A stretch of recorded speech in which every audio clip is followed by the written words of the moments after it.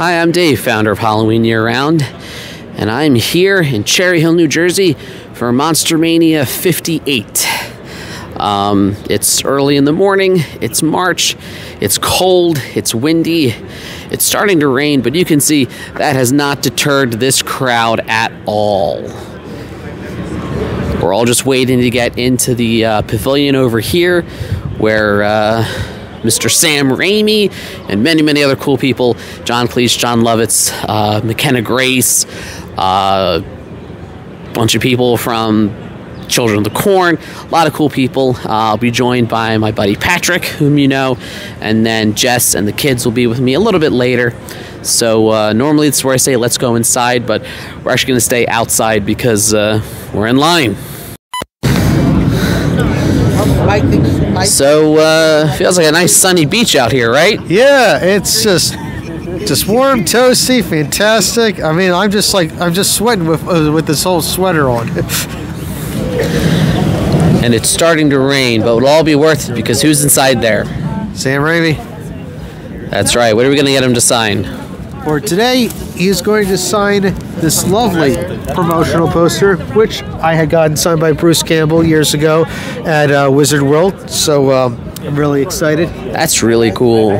1 hour later. We're a little bit closer to the doorway. Yep.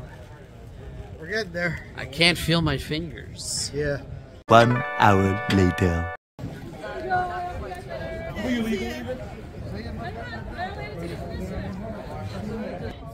Finally moving. Yep. At 10 on the dot.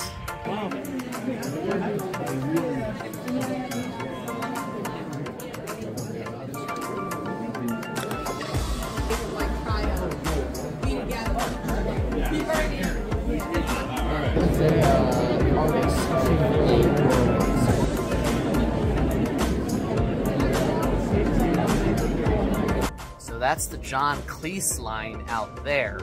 And the reason they're making them wait outside, I'm told, is because John Cleese is British. So the cold, windy, rainy weather is more similar to the UK. And that's why we Americans are in here waiting for Sam Raimi. And John Cleese's line is out there. Right? Yeah. Sounds about right. Well, you always know that you're off to a good start when it's not even 10:30 and the police are here already. So, Patrick, you've had quite a day. Yes, Met John Lovitz and Sam Raimi. Tell me a little about that. Oh, yeah, sure. So I had a chance to get a photo up with Sam Raimi as well as an autograph from Sam Raimi as well to complete my Evil Dead promotional poster. As you can see right there in the gold to Patrick, beware the Evil Dead, which is really cool. So I'm really happy that he had a chance to sign this along with Bruce Campbell, aka Ash Williams from Evil Dead 2. So I'm really happy. Very cool, very cool. What else we get? Let's see, what else we got? I found this. I also got the... That's the John Lovitz autograph? Yes, the John Lovitz autograph to Stephen and Patrick from John Lovitz himself. The voice of Jay Sherman, the ever hilarious cartoon critic. One of my personal favorite shows, and definitely one that you should absolutely check out if you get the chance. He was a little cranky, but he was also cold. They had him right by the door, and it's cold and windy and rainy. Yeah, it was very unfortunate. The weather definitely did not cooperate, and it was a shame that they did keep him closer to the door. I mean, I know there was like a lot of big names here, especially the Children of the Corn. They had their own corner, you know, since it was also the 40th anniversary of the film. And yeah, he was just kind of stuck there, and I kind of felt for him. But you know what? In every single picture, he had like the biggest smile ever. So yeah, that was pretty cool. And then tell me about your. I know you showed off the autograph. What did it take to meet Sam Raimi? It definitely took quite a few hours to stand in line just to get a ticket to get an autograph signed by Mr. Raimi. But I have to say, though, it was all worth it. Incredibly nice guy, very heartfelt and genuine.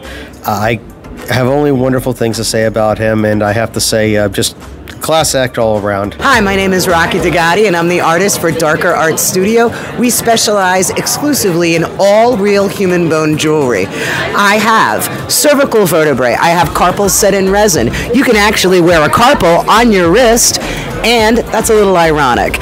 So we have metatarsals, metacarpals, and they don't cost an arm and a leg. My bones are sourced from medical and osteological supply houses, and they are ethically sourced, and they come from retired medical specimens. So come on down. You have a bone to pick with me. Hi, I'm Sean O'Rourke from Movie Dumpster, one half of a movie podcast with my co-host Joel Escola. We mostly cover horror movies, but we do a lot of those forgotten gems, stuff that a lot of people don't really talk about anymore. So we cover a lot of stuff in the vein of like your full moon kind of films, like, you know, Munchie is one we did. Prehistory 3 is an old one we did. We recently did My Bloody Valentine. But we also do stuff like Cool Runnings and Home Alone 2. So we kind of cover a lot of bases, but predominantly those B movies, the ones you don't talk about generally speaking, or most people don't talk about, but we all love it. In the dumpster, we love these films, and that's why we're called Movie Dumpster. These are the films that the general public has forgotten. They threw them in that old dumpster.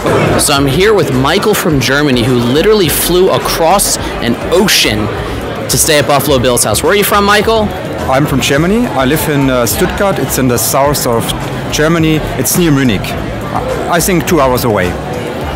So tell me just what inspired you to go all that way, and what was your stay like at Buffalo Bill's house? When I was young in the 90s, I watched a movie very often, and by internet you can book for overnight.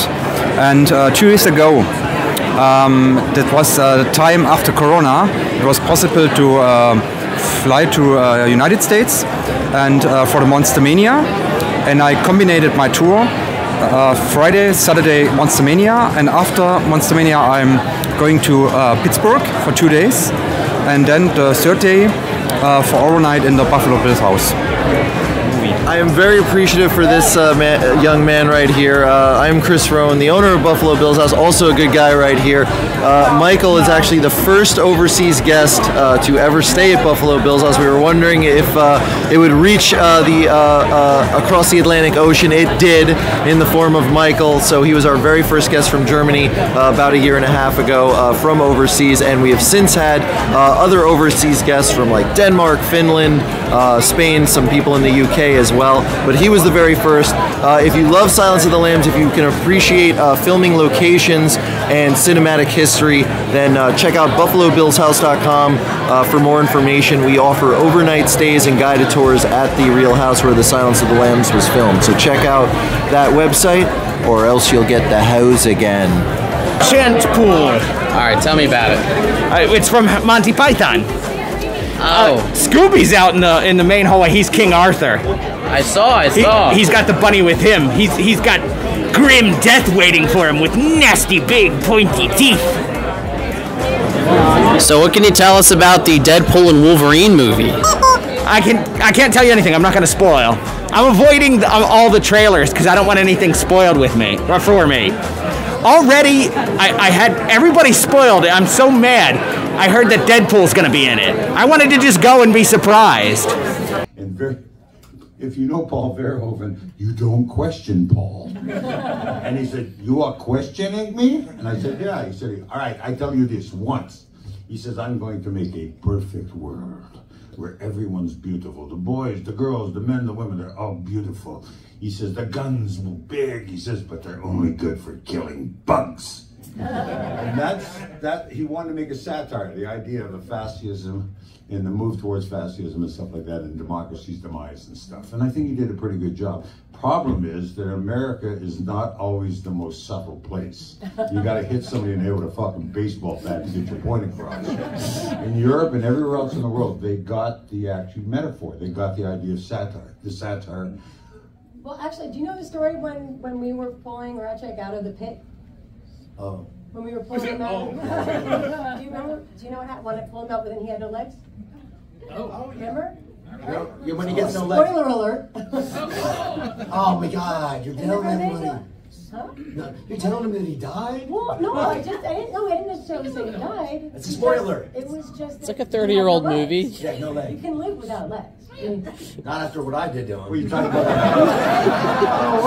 here's something about that. That death scene. We started up in the Badlands and then in northern Utah and stuff like that. You know, I think it was like 40 degrees some mornings when we started. At the end, it was like 110 in the sun, right?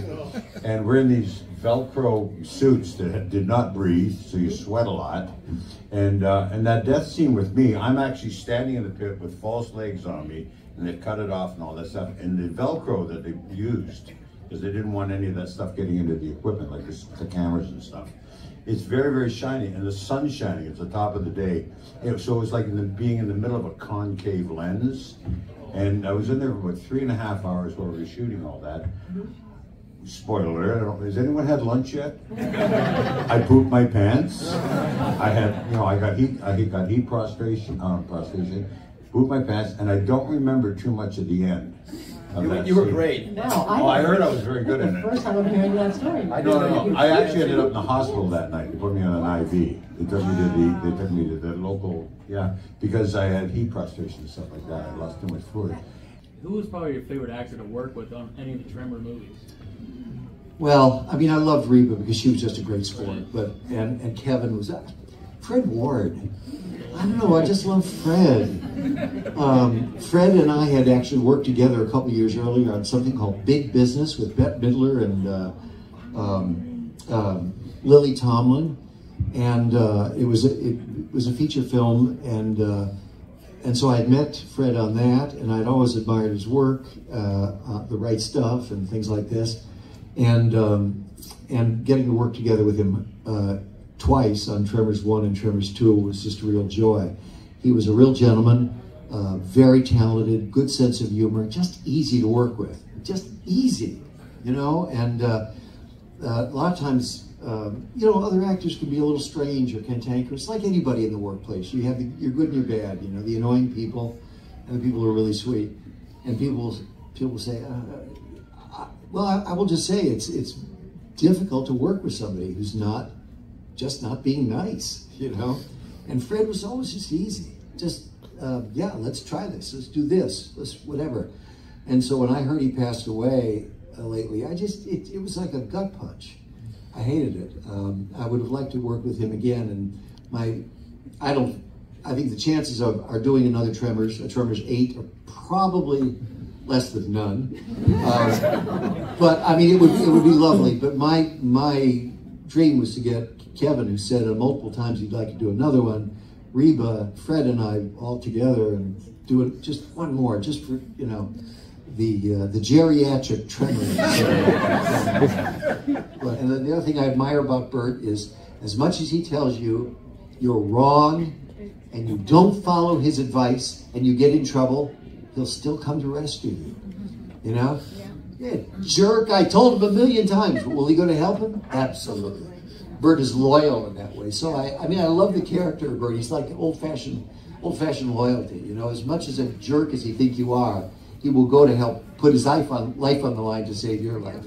Yeah. So I love Burt. I got an audition for Barbara, the sister, the like bitchy sister. I tend to play villains as opposed to like the heroine. I don't know if you guys think, but whatever. I don't know why. But there was a phone call, I think, between my dad and Dawn. So I auditioned for it, but obviously nepotism helped, and I'm deeply grateful. It felt like winning a kind of lottery, I think. So I auditioned for it, I tested for it, but I think certainly there was enthusiasm given my last name. Dawn told me that she was the only person who auditioned where he really felt that could have happened to them. And Christopher Lee is not really arrogant at all. He talks a lot, or did. He's no longer with us. And you know, he tells you things he's done and so forth, and after a while, you think nobody could do all that. And I know that David Carradine was working with him, for instance. I'll tell you this story about Christopher Lee. And David, you know, was doing a scene where he was going to do a scene where he had to throw a knife and hit something. And he was really practicing it, and Christopher came by, and he said, "Oh, you know, I can hit anything with a sharp object." And David had enough, you know, and said, "Oh, really? Show me." He said, "Oh, yes, of course." And he went and got himself a rusty nail. And you know, a dartboard, you know, nobody can hit the bullseye. He goes off 20 paces and right dead center with the rusty nail. Wow. Bullseye. Typical. And David went, "Oh, I get it." He did get just one, and I'm surprised nobody's asked for it yet. Can we get just one Chucky laugh? Just one.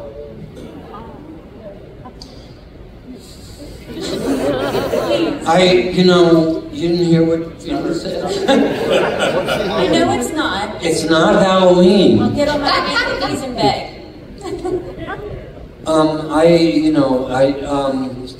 People are going to ask me to do this if I do this. It's just the one.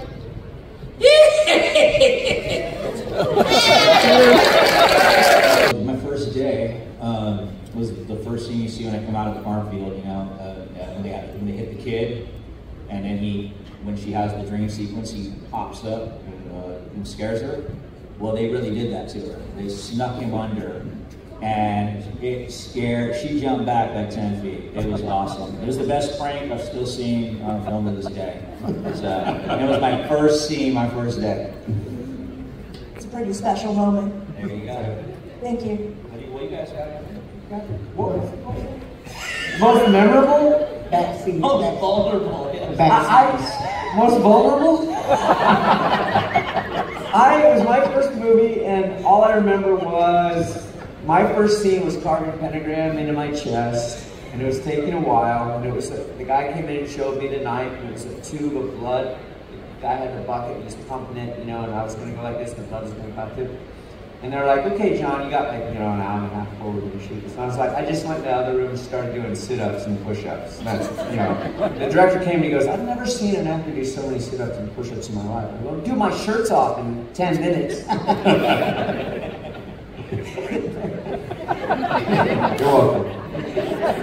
I guess one of the cultist scenes was when they had me tied on the cross, and this sort of pivots, so it goes down, and everyone was gone. It was like, you know, midnight, 3 a.m., and it was like bare minimum crew, and it was like 20 degrees. It was like you breathe and you see your breath, and they kept lowering me between every take.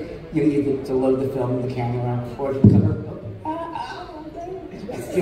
cover me up, and I finally just say, "You know, stop it! Just stop covering me up! Just leave me up there! Shoot! Let's get out of here!" And the crew just went, "Yay!" The first one I saw was, you know, Roger Ebert. They critiqued it on TV, and I was like so nervous. Oh, someone must come out in a minute, and they showed a scene that I was in the TV thing before Roger Ebert went, "Well, you know, not the best actors in the world." Kidding me? We go, but you know, he goes, "But they got something. You know, they got something." I mean, we're still talking about it. That hardly ever happens. But I was horrified, and you know, at first. Yeah, it got pretty bad reviews. Well, at the beginning, right after the movie opened, I was at a restaurant called Barney's Beanery in West Hollywood with friends, and we're eating, and then all of a sudden there's like a couple of women are sitting next to a table across from us, and all of a sudden she's like, sort of, she's like, "That was so scary." And like, she made the maitre d' move into her entire group to a different part of the restaurant. So, and then, like, and a week later, I'm like going on an audition. I get on an elevator in Hollywood, and all of a sudden this woman sees me. She like jams the door, runs off the elevator. She could not be on the elevator with me. It's like you hear about this stuff with soap opera actors, where the the evil person on the soap opera, and they're like, "How could you do that to Jessica? How could you cheat on your wife?" It was like, so it's like sort of like that. We're like, no, I was just acting.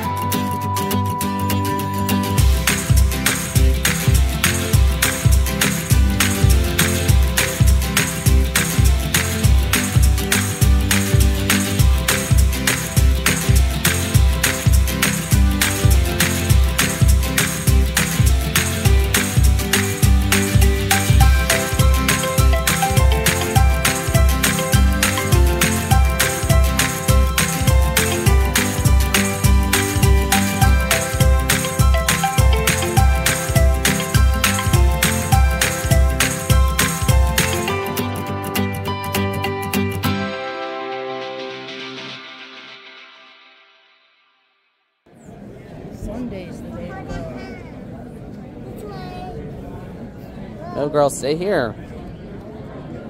What are you dressed as? A skeleton? How about you, Lucy?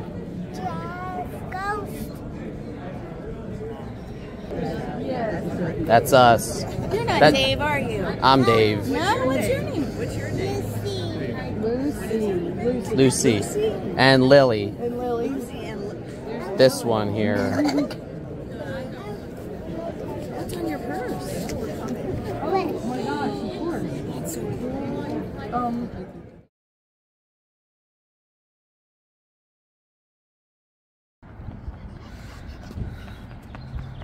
So this here is called getting Lily's energy out.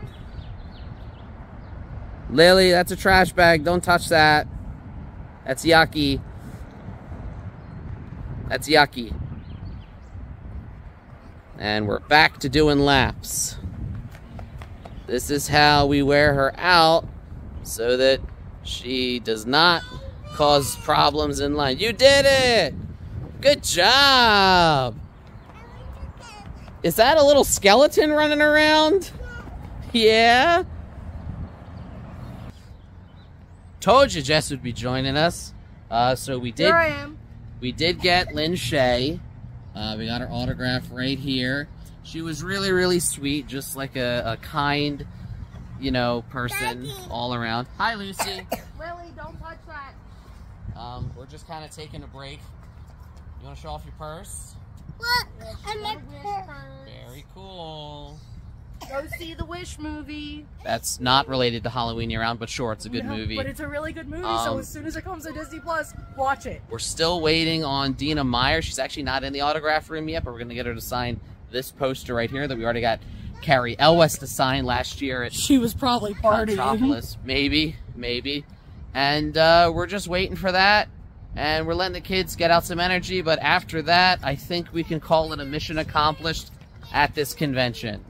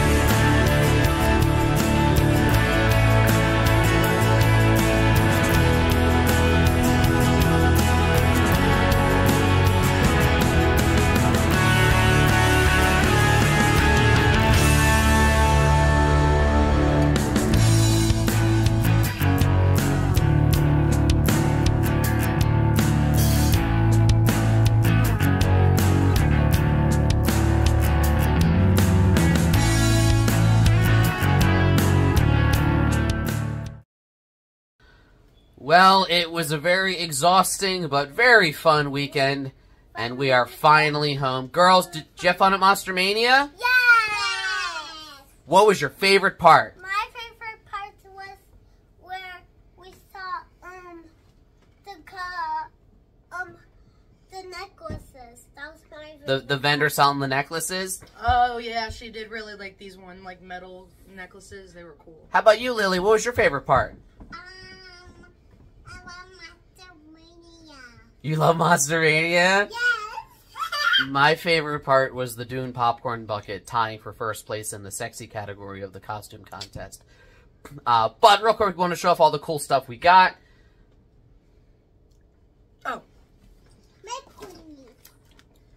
So yeah, Jess got these cool earrings, and you got those at the charity auction for the dogs, right? Yeah. Yeah. So we went to the auction, It's a good cause. It is a good cause, but at first I didn't really have much intention of buying anything. Not that it's not a good cause, but I just, you know, I'm poor. But then, you know, things happen. All right, Lucy, show off the poster. Show off the other side. So yeah, we got an autograph by Lin Shaye from Insidious. And then we added to our... Flip it over, Lucy. We added to our Saw poster. We got Carrie Elwes to sign it last year. And now we got Dina Meyer from Saw. We just got to get the rest of the cast. You know, that was a lot of fun. Lin Shaye was really, really sweet. And so, I mean, Dina Meyer, just like one of the friendliest people ever. Very personable. She gave everyone a hug. They both thought the girls were just adorable. We randomly rode in an elevator with Sam Raimi. Yeah, that was cool. And Lily was talking up a storm, you know, in front of Sam Raimi. So who knows? Maybe she'll be cast in, you know, Doctor Strange 3 or Evil Dead Rise 7 or something. You never know. Maybe. You never know. We also got this cool thing, which I can't really talk about. It's kind of a gift for somebody. We got it at the auction. Who, possible spoiler, may or may not be watching. We'll see. Don't watch. But overall, just a really fun weekend. Made me, you know, reminded me why I love going to these so much. Do you love it? I do love it. And, you know, I can't wait for the next one. I love it too. So, like, share, subscribe, all the YouTube stuff. And as always, every day is Halloween.